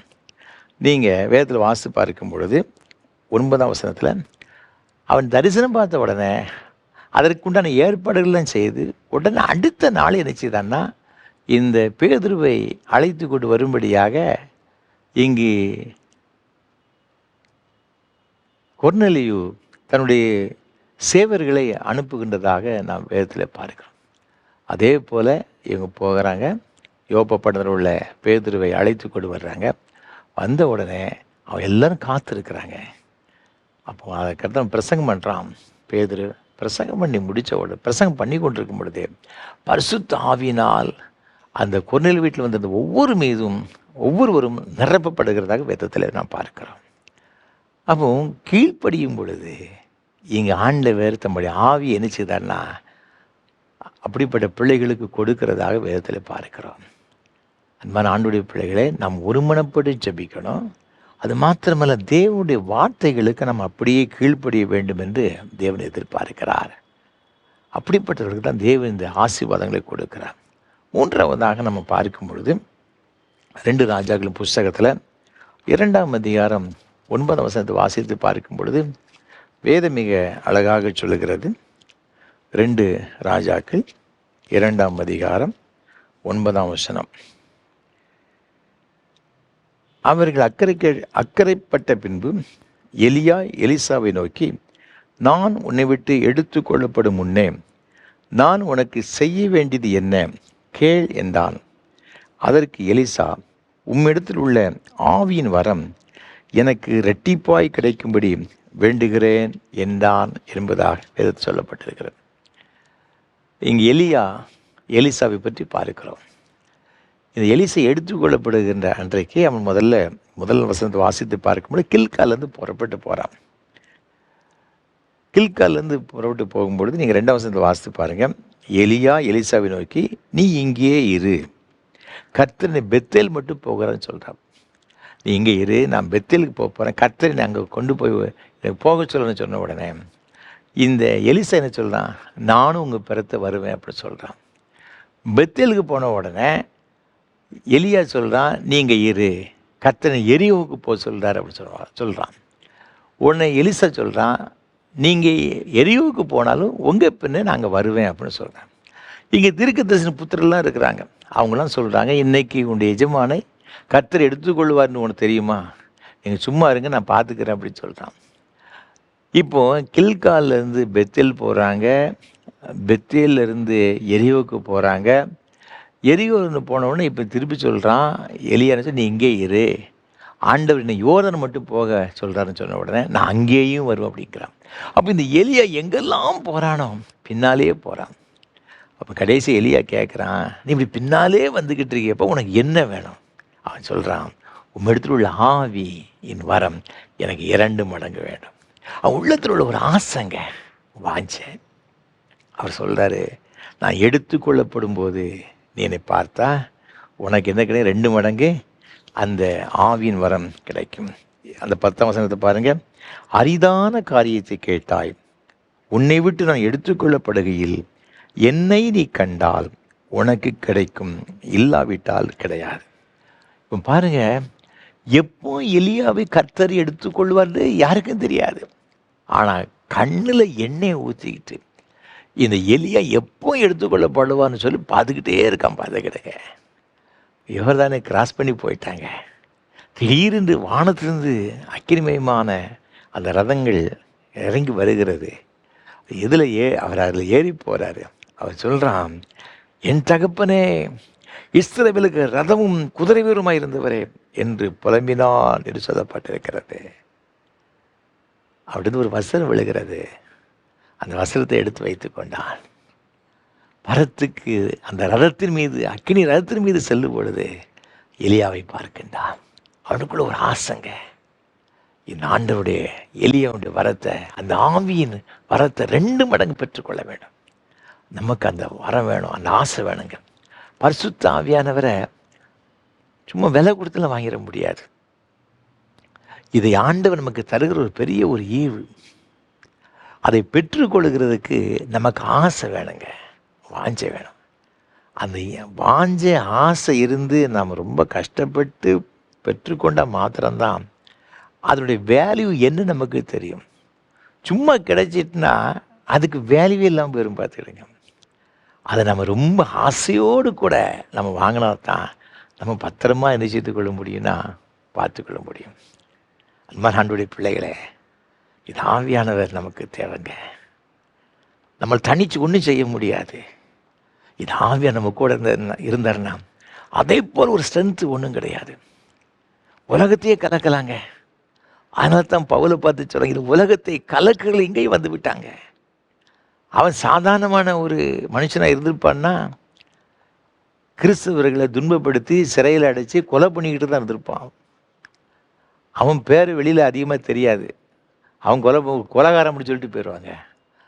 ஆனால் என்றைக்கு அதிலிருந்து விடுதலையாக்கப்பட்டு பாவத்தின் வாழ்வு ஆவியானவர் பெற்றுக்கொண்டானோ உலகத்தை அசைக்கிறவனாக கலக்குகிறவனாக தேவன் எடுத்து பயன்படுத்தினார்.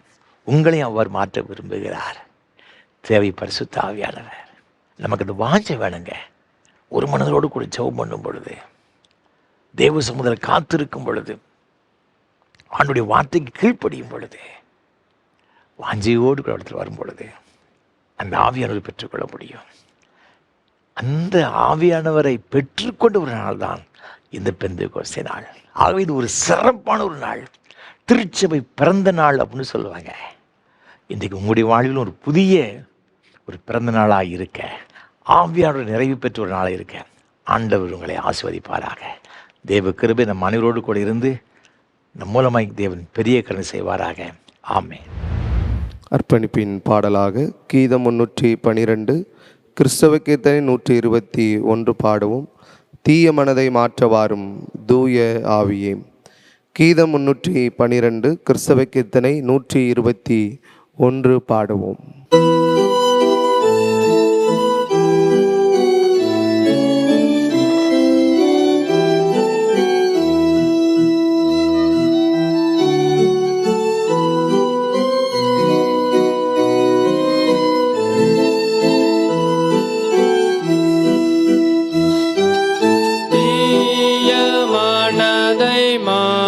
மாற்றவாரும் தூய ஆவியே. தூய ஆவியே, கனநேயமேவியே.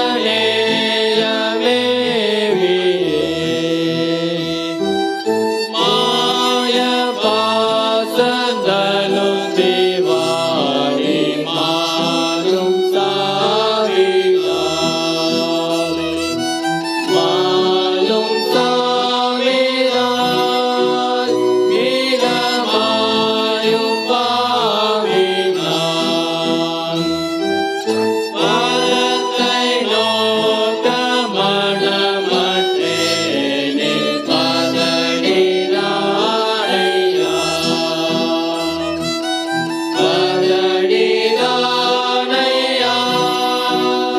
ஒரு பாவினானையா.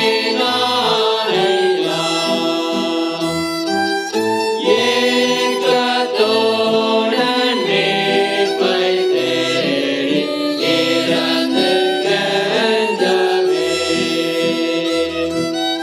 இறந்து கெஞ்சவே தினம் இதயம் அஞ்சவே. தேவ வசன பாலின் மீது தேட்டமுன்னவே.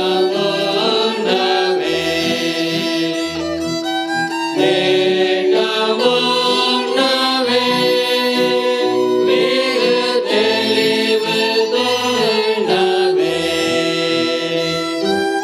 ஜபத்தின் தாகம் அகற்றில் ஊறி ஜெபித்து போற்றவே. ஜெபித்து போற்றவே மிக சிறப்பாயேற்றவே. தீய மனதை மாற்றவாரும் தூய ஆவியே.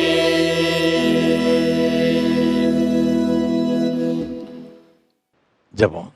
கிருபை நிறைந்த அன்பின் பரலோக பிதாவே, நல்ல ஆசீர்வாதமான வேலைக்காக நன்றியோடு உம்மை துதிக்கிறோம், உம்மை ஸ்தோத்தரிக்கிறோம்.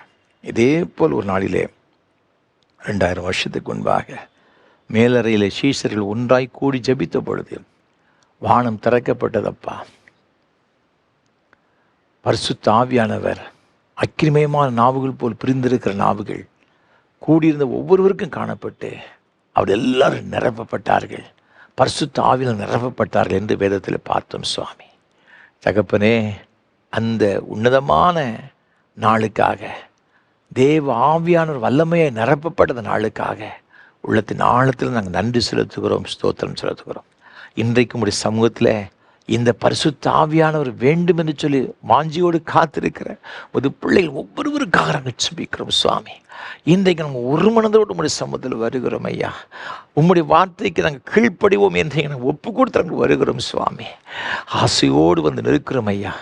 உம்முடைய ஆவியானவருடைய அருளை அளவில்லாமல் உமது பிள்ளைகள் ஒவ்வொரு மீதும் ஆண்டு பொழியும்படி நாங்கள் ஜெபிக்கிறோம் சுவாமி.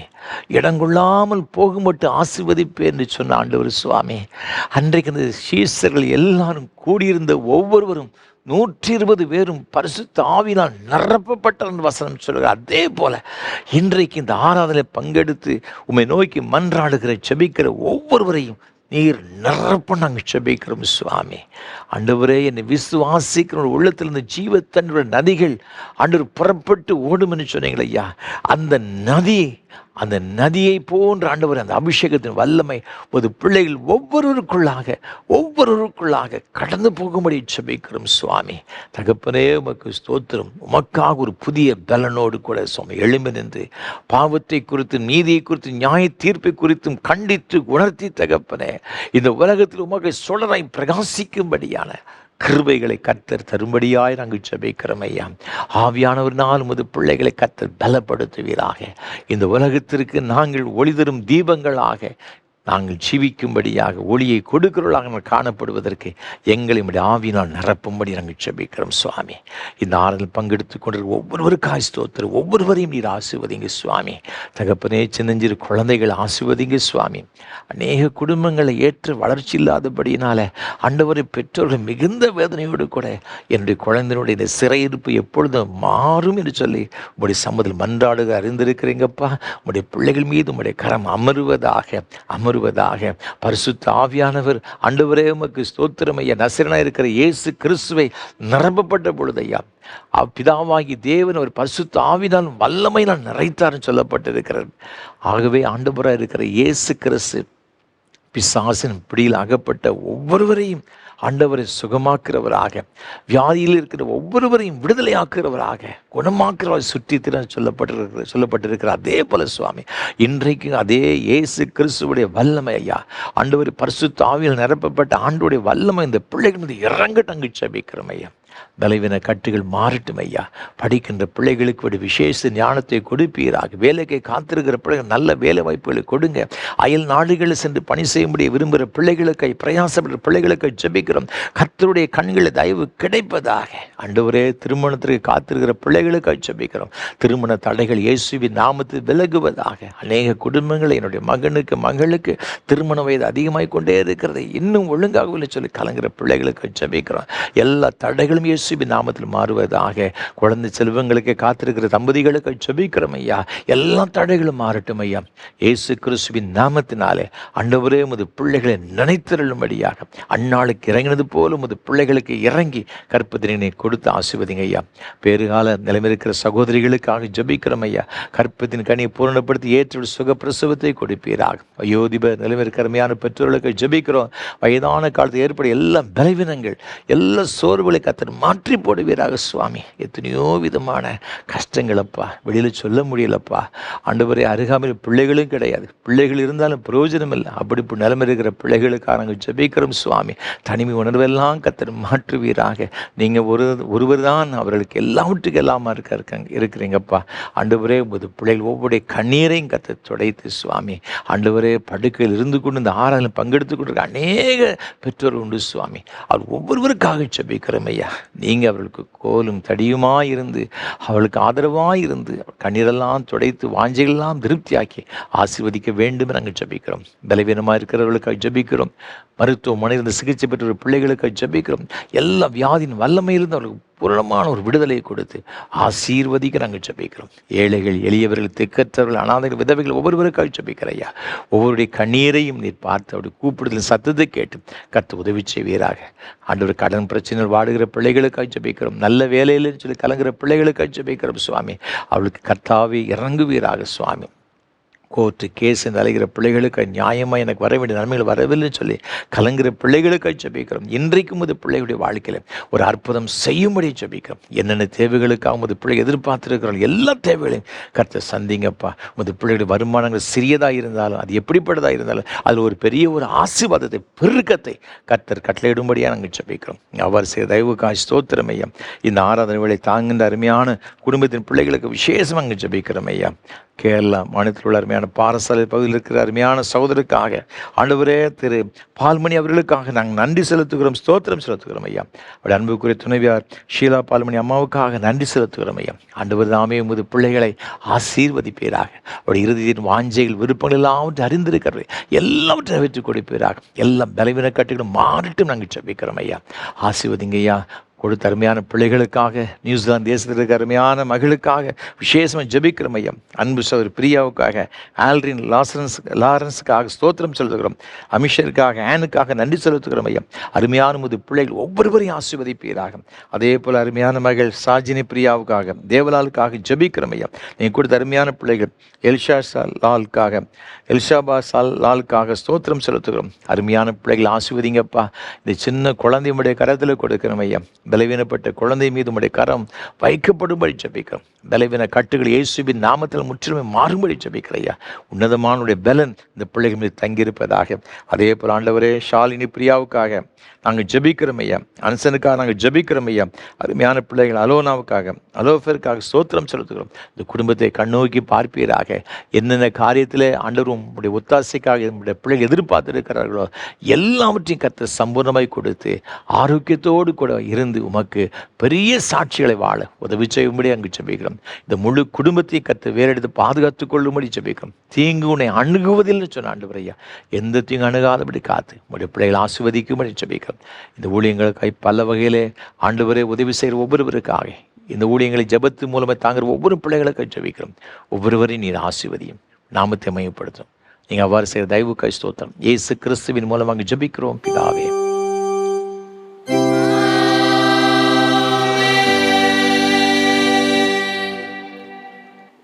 உங்கள் பாவங்கள் நிமித்தம் முழு இருதயத்தோடு உண்மையாய் மனசாவப்பட்டு பிறரிடத்தில் அன்பும் சிநேகமாயிருந்து இனி தேவனுடைய கற்பனைகளை கை கொண்டு புதிதாக்கப்பட்டவர்களாக அவருடைய பரிசுத்த மார்க்கத்தில் நடப்போம் என்று தீர்மானித்திருக்கிற நீங்கள் விசுவாசத்தோடு சேர்ந்து உங்களுக்கு ஆறுதல் உண்டாக இந்த பரிசுத்த சாக்கிரமத்தை வாங்கி கொள்ளுங்கள்.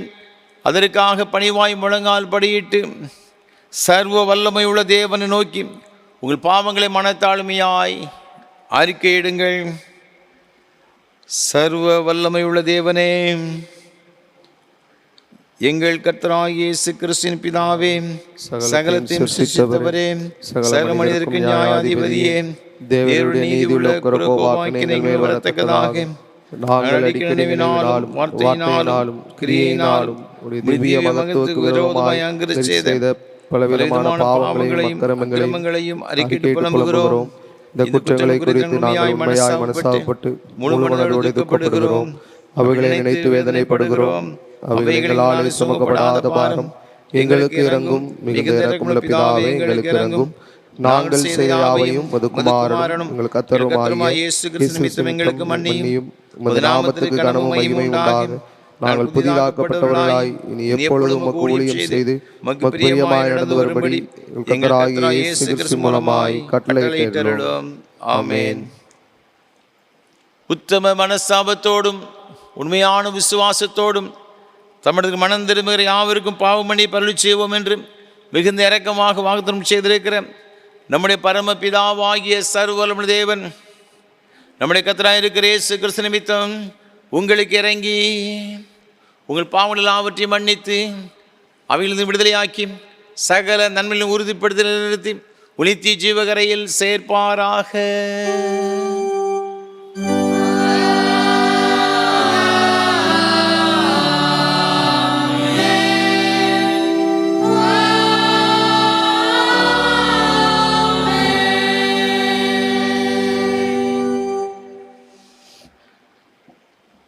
தமிழிடத்தில் உண்மையாய் மணந்திருவர் யாவருக்கும் நமது இரட்சகராகிய கிறிஸ்து திருவுளம்பற்ற ஆறுதலான வார்த்தைகளை கேளுங்கள். வருத்தப்பட்டு பாரம் சுமக்கிறவர்களே, நீங்கள் எல்லாரும் என்னிடத்தில் வாருங்கள், நான் உங்களுக்கு இளைப்பாறுதல் தருவேன்.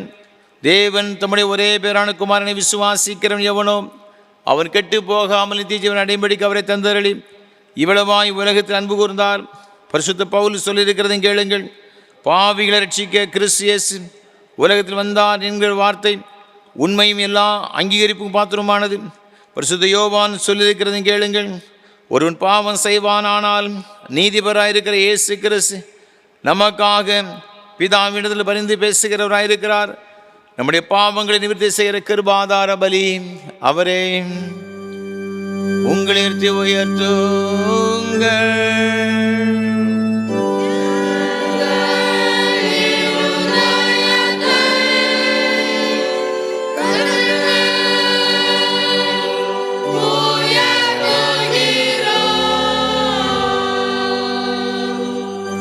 நம்முடைய கர்த்தராகிய தேவனுக்கு ஸ்தோத்திரம் செலுத்த கடவோம்.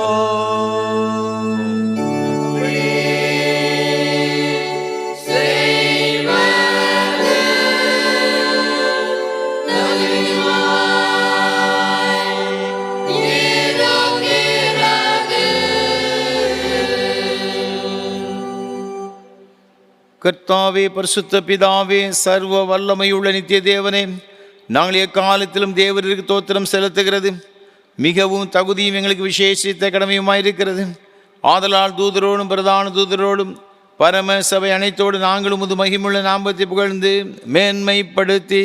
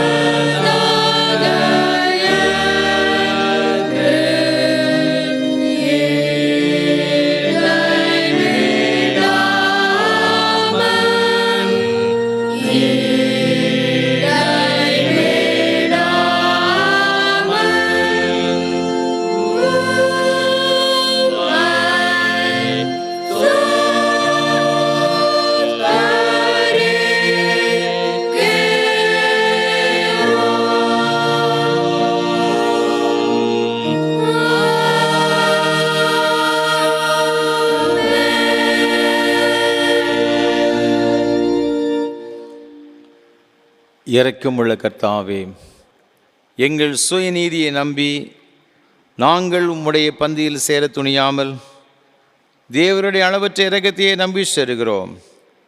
உம்முடைய மேசையின் கீழ் விழும் துணிக்கைகளையும் பொறுக்கிக் கொள்ள நாங்கள் பாத்திரர் அல்ல. ஆனாலும் தேவரீர் எப்பொழுதும் இரக்கம் செய்கிற லட்சணமுடைய மாறாத ஆண்டவராய் இருக்கிறீர்.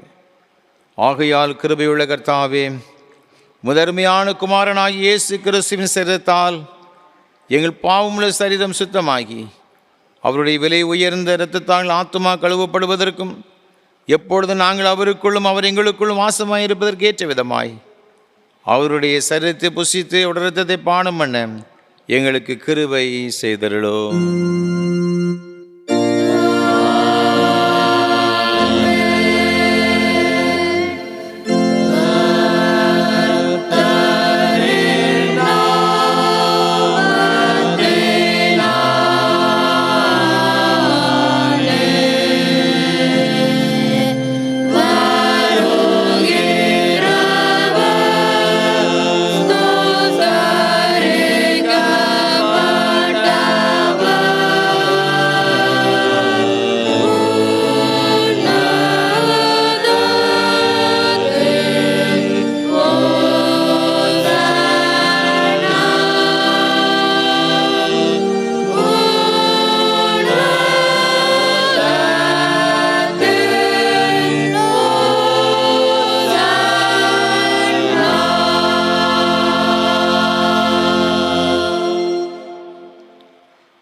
சர்வ வல்லமுள்ள தேவனே, எங்கள் பரமபிதாவே, தேவரீர் எங்களுக்கு ஒருக்கமாக இறங்கும்படி ஒரே குமாரனாய் இயேசு கிறிஸ்து சிலுவையில் மரணமடைந்து எங்களை மீட்டுக் கொள்ளும்படி அவர் தந்திரனேரே.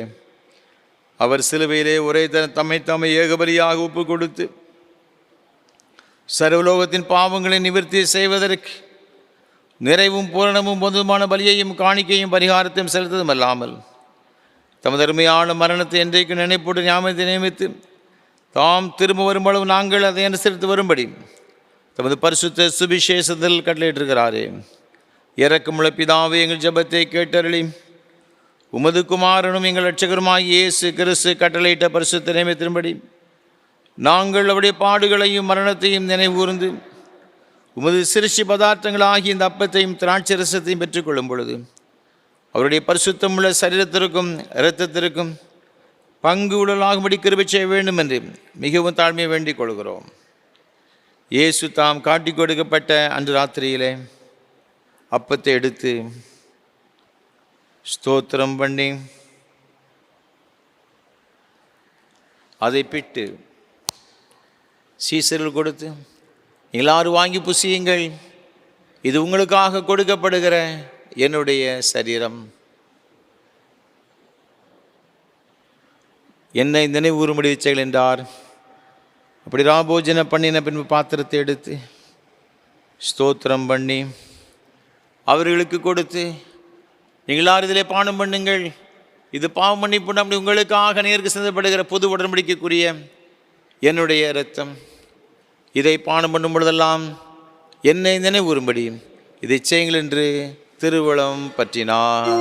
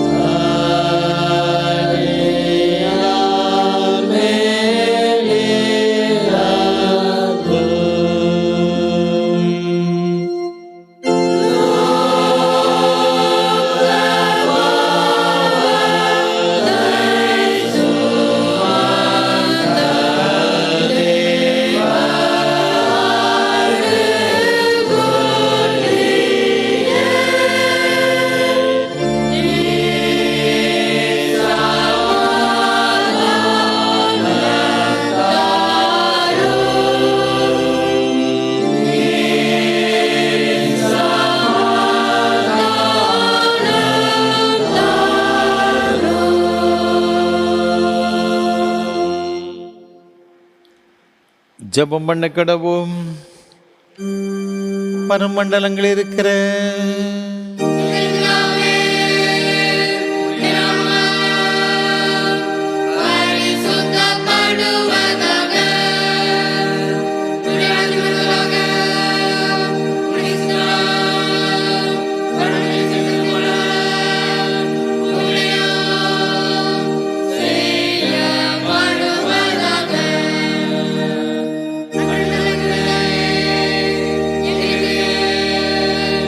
Yeah.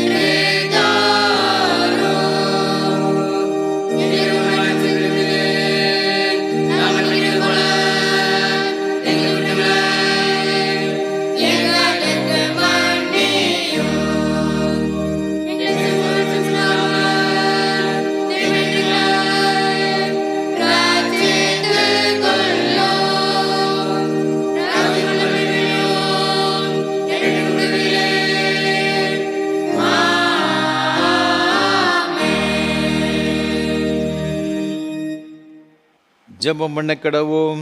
பரமபிதாவாகிய கர்த்தாவே, உமது அடியாராகிய நாங்கள் இப்பொழுது செலுத்திருக்கிற துதி தோத்திர பலிகளை இரக்கமாய் ஏற்றுக்கொள்ள வேண்டும் என்று தயவுள்ள பிதாவாகிய உம்மை முழு மனதோடு வேண்டிக் கொள்கிறோம். உம்முடைய குமாரனாகிய இயேசு கிறிஸ்துவின் புண்ணியத்தினாலும் மரணத்தினாலும் அவர் திரு இரத்தத்தை பற்றி விசுவாசத்தின் மூலமாய் நாங்களும் மற்றுமுள்ள உம்முடைய சபை அனைத்தும் பாவ மன்னிப்பையும் அவர் பாடுகளினால் உண்டான மற்றெல்லா நன்மைகளையும் பெற்றுக்கொள்ளும்படி தேவரீர் கிருபை செய்ய வேண்டுமென்று தாழ்மையாய் பிரார்த்திக்கிறோம். கர்த்தாவே, சரீரமும் ஆத்துவமாய் எங்களை முழுவதும் தேவருக்கு புத்தியும் பரிசுத்தமும் ஜீவனுமுள்ள பலியாக ஒப்புக் கொடுக்கிறோம். இப்பொழுது பரிசுத்த நற்கனையில் பங்கு பெற்றிருக்கின்ற எங்கள் எல்லாரையும் தேவரீர் உமது கிருபையினாலும் பரம ஆசீர்வாதத்தினால் நிரப்பிரள வேண்டுமென்று பணிவாய் வேண்டிக் கொள்கிறோம். அநேக விதமாய் இருக்கிற எங்கள் பாவங்களினாலே தேவருக்கு எந்த வலியும் செலுத்துவதற்கு நாங்கள் அபாத்திரா இருந்த பொழுதும் எங்கள் அபாத்திரத்தை தேவரீர் கவனியாமல் எங்கள் கர்த்தராகிய இயேசு கிறிஸ்துவின் நிமித்தம் எங்கள் குற்றங்களை மன்னித்து எங்கள் கடமையின்படி நாங்கள் செலுத்திருக்கிற பணிவிடை ஏற்றுக்கொள்ள வேண்டுமென்று பிரார்த்திக்கிறோம். அவரோடும் பரிசுத்த ஆவியோடு ஐக்கியமாயிருக்கிற தேவரீருக்கு அவர் மூலமாய் சகல கனமும் மகிமையும் என்றென்றைக்கு உண்டாவதாக.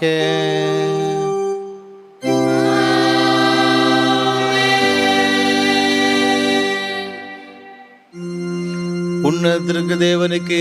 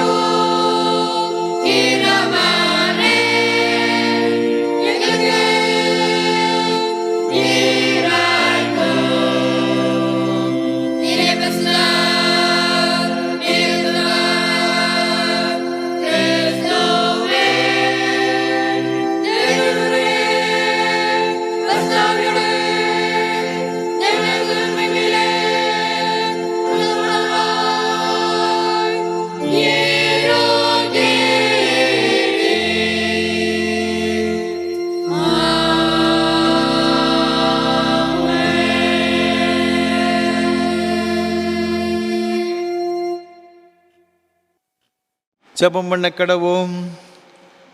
சர்வ வல்லமையுள்ள ஆண்டவரே, நித்திய தேவனே, நாங்கள் சரீர பிரகாரமாகவும் ஆத்ம பிரகாரமாகவும் முது மிகுந்த வல்லமையினால் இப்பொழுதும் எப்பொழுதும் காக்கப்படும்படி முது நியாய பிரமாணங்களின் வழியில் நடந்து முது கற்பனைகளுக்கு ஏற்ற கிரிகளை செய்து வர எங்கள் இருதயத்தையும் சரீரத்தையும் பரிசுத்தப்படுத்தி ஆண்டு நடத்திட வேண்டுமென்று எங்கள் கர்த்தரும் ரட்சகருமாய் இயேசு கிறிஸ்து மூலமாய் வேண்டிக் கொள்கிறோம்.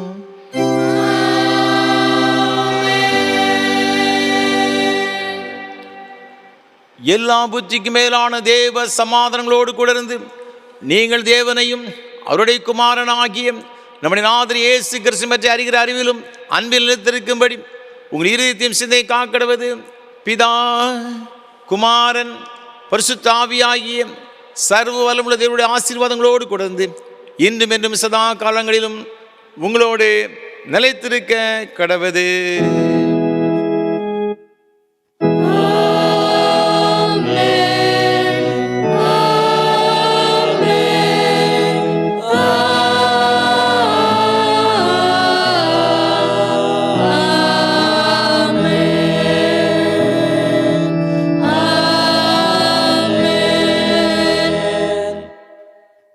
நிறைவு கீதமாக கீதம் 317 பாமாலை 276 பாடுவோம். சுத்த ஆவி என்னில் தங்கும், நானும் சுத்தனாகவே. கீதம் 317 பாமாலை 276 பாடுவோம்.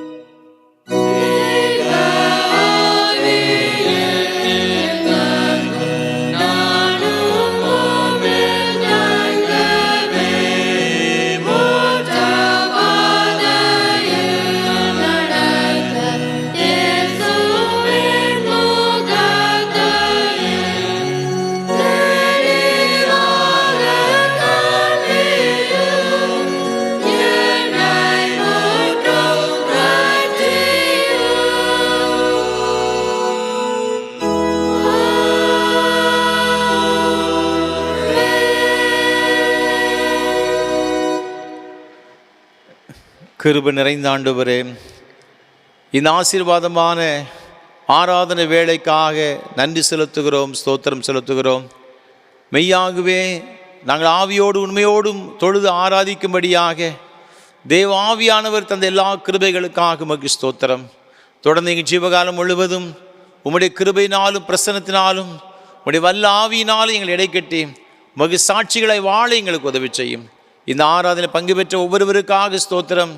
என்னென்ன தேவைகளோடு எதிர்பார்ப்புகளோடு உடைய சமூகத்தில் காத்திருந்தார்கள் ஒன்று கூட குறைவில்லாமல் எல்லாவற்றையும் சம்பூர்ணமாய் பெற்று அனுபவிக்க கிருபை தாரும். கணம் துதி மகிமையெல்லாம் உமக்கு செலுத்தரை ஏற்றுக்கொள்ளும். மீட்பர் இயேசு கிறிஸ்துவின் மூலமாக ஜெபிக்கிறோம் பரிசுத்த பிதாவே. கர்த்தங்களோடு இருப்பாராக. தேவ சமாதானத்தோட சென்று வாருங்கள். கர்த்தருடைய நாமத்தினாலே ஆமென்.